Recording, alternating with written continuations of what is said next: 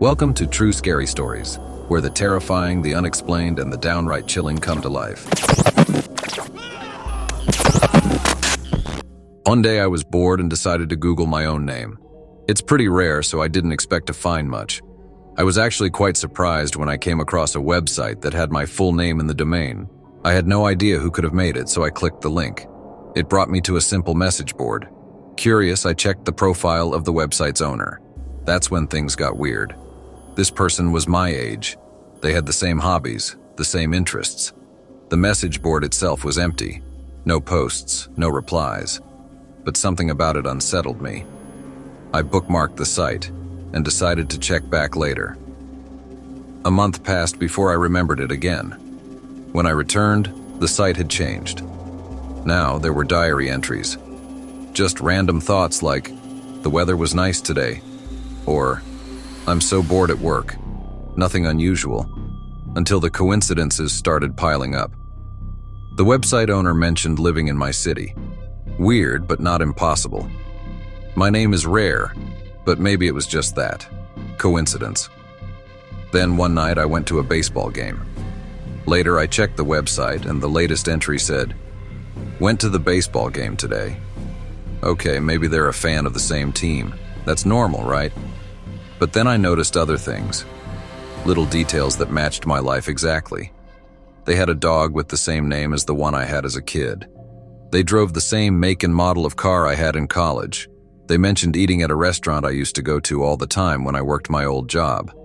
And then, on my birthday, I checked the site and saw people had posted messages saying, "Happy birthday." I froze. It was my birthday too. At this point, I couldn't ignore it anymore. I had to say something. I went to the message board to leave a reply. Just a simple, "Hey, funny coincidence, we have the same name." But there was nowhere to type a message. That's when it hit me. The message board wasn't real. It was just a static page. Someone had gone through the effort of making it look like people were posting, but it was all fake. Why? Why would someone do that? I needed answers. So I found the contact email and sent a short, friendly message. "Hi there. Believe it or not, we have the same name. Nice to meet you."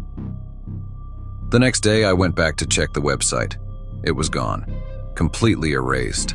Like it had never existed. Confused, I opened my email. There was one new message. Just 2 words. "Found you." My mom died quite suddenly and unexpectedly of a hospital infection about 4 months ago. But that, if you can believe it, wasn't the worst thing. Nor was the fact that her younger sister, my aunt, took up with Dad less than 2 months after her death. The worst was yet to come. It started on a dull evening. I just had supper with my aunt and Dad, barely tolerating her bright, friendly chatter about school. I went upstairs to my room as soon as I could to do my homework. I stared at my laptop screen, pretending to look at my assignment, but in reality I was swimming in grief and missing Mom. I couldn't concentrate on anything since she died. I minimized the assignment tab and looked at the photo I used as background. It was taken a few years ago, a happy family occasion. My mom and aunt sitting side by side. My dad next to Mom and I was leaning against him. All of us were smiling. Mom had both her arms stretched out around her sister and her husband. The chat box in the bottom left-hand corner of my screen began flashing. I was mildly surprised. It was an older app that no one really used anymore. I had been meaning to delete it, and then I froze. Mom's little image blinked in the chat box, and then the words popped up. "Hello, Alex, it's me, Mom." Fear gripped my throat. I knew it must be some hacking thing or stupid error, but I was paralyzed. I turned round and glanced at my bedroom door. It was closed, although the sounds of TV from the living room still came wafting in. Aunt Claudia had the TV on whenever she was downstairs, even if she was not watching it. "Don't be scared, Alex, it's really me. I found a way to talk to you, my darling, precious child. I've been missing you so much." If this was a hacker's joke, it was the cruelest joke in the world. Against my will, tears began welling in my eyes, spilling out. "Oh, my darling, please don't cry, it's okay." and it's no use crying anyway. I need you to save that energy." My fingers still stiff from fear, I managed to type out a response.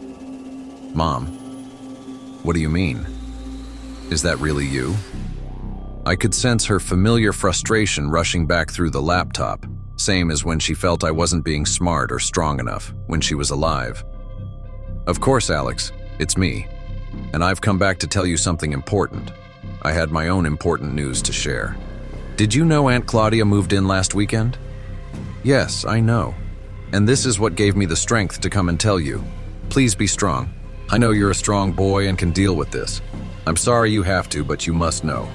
I have to tell you, she can't have everything. My life, man, house, child." A different kind of fear took over me. "Mom, what do you mean?" "Alex, I'm sorry to put this on you like this. I don't know what else to do. You have to know. Aunt Claudia murdered me." The bottom of my world gave way as I dropped into a dark hole of dread and fear. I felt as if I had known this all along, all through the past 4 months, ever since that awful night when Aunt Claudia called from the hospital where she worked to talk to Dad. I just couldn't say it. "Alex, are you listening to me?" If I had any doubts that the laptop chat was really my mom, those words dispelled them. I heard them in the exact voice she always used to say those very words to me. "Yes, Mom. But how?" "She was at the hospital, you know. When I went in, she wasn't on my floor, but it was very easy for her to arrange for me to pick up an infection." "Alex?" The door opened and Aunt Claudia poked her head in. I gave a little scream and frantically minimized the chat box. Aunt Claudia stepped forward. "Oh, honey, you look like you've seen a ghost. Are you okay?"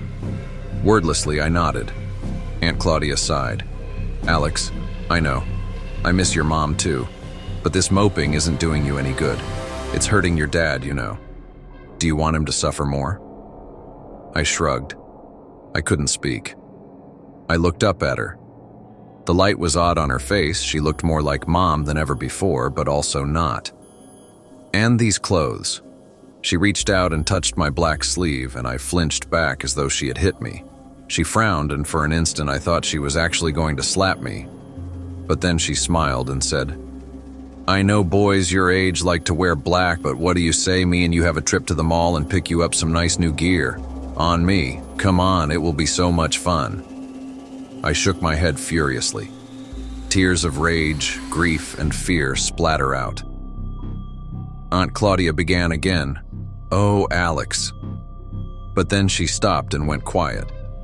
I looked up at her face. She was pale and had a horrible expression. She was staring at my laptop. I followed her line of sight, turning around to look at my screen. The photo had changed. There was a new photo in background showing Mom seemingly asleep in a hospital bed, and Aunt Claudia by her side, bent over her. Aunt Claudia seemed to jolt into life. Her face twisted into a terrible snarl. She screamed, "Are you playing tricks on me?" And she lunged towards me. I cringed back in my chair, raising my hands to defend myself against her onslaught. But before she could even touch me, a bolt of electricity sprang out of the laptop, hit her square in the chest, and she dropped dead to the floor. I shrieked in terror. Dad and I had to move from that town. Losing 2 wives in 4 months isn't a good look for anyone. Even though the police combed through our statements and the laptop and the electricity up and down, they eventually had to put it down to a freak accident which happened when I asked my aunt for help to get my laptop working. Dad never remarried and I never heard from Mom again.